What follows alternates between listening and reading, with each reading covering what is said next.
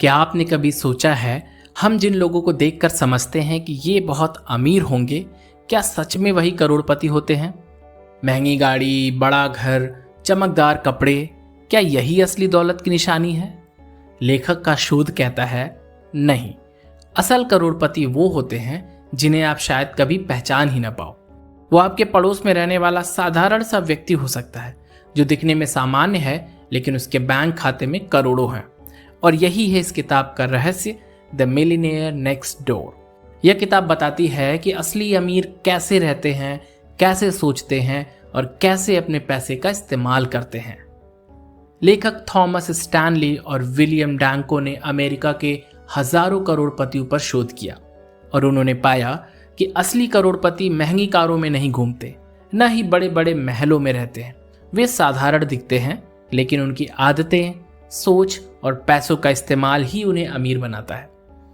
असली करोड़पति अक्सर महंगे कपड़े, गहने और गाड़ियां दिखाने में पैसा बर्बाद नहीं करते। वे साधारण कपड़े पहनते हैं, अक्सर पुरानी कार भी चला लेते हैं और अपने खर्च को नियंत्रित रखते हैं। जानते हैं क्यों?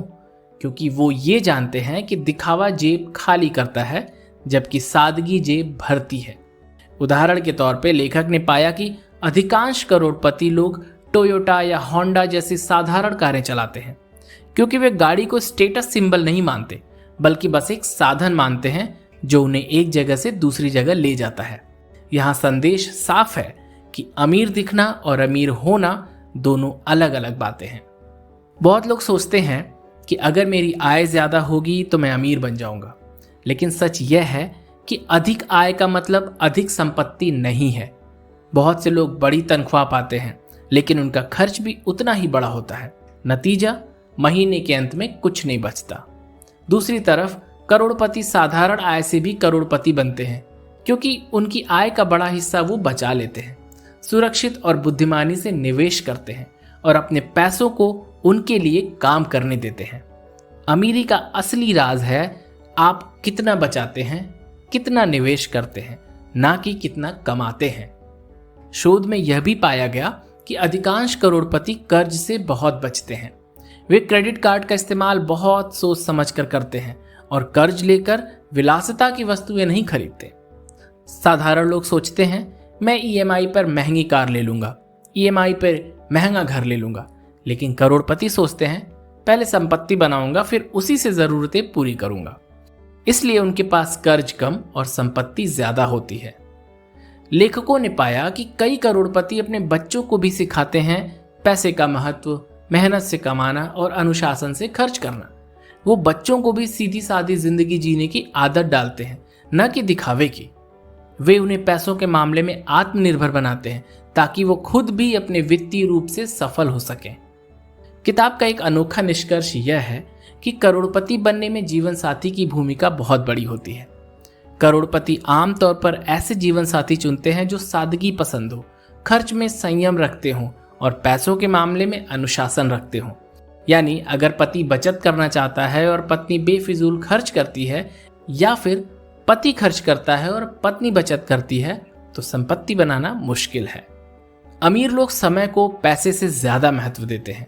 वे अपना समय बेकार की गतिविधियों पर बर्बाद नहीं करते। वे हर मिनट सोचते हैं, क्या यह काम मुझे मेरे वित्तीय और जीवन लक्ष्यों के करीब ले जाएगा? वे समय को पैसे की तरह निवेश करते हैं और यही कारण है कि वे धीरे धीरे अमीरी की सीढ़ी चढ़ते जाते हैं।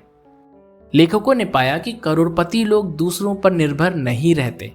वे न तो रिश्तेदारों से पैसे की उम्मीद करते हैं और न ही सरकार पर। वे मानते हैं कि मेरे धन और भविष्य की जिम्मेदारी सिर्फ मेरी है। उनका वित्तीय अनुशासन उन्हें मजबूत बनाता है।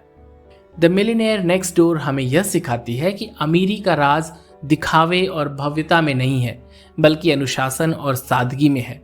असली अमीर वह नहीं जो महंगी गाड़ी चलाता है, बल्कि असली अमीर वह है जो अपने पैसे को चुपचाप अपने लिए काम करने देता है।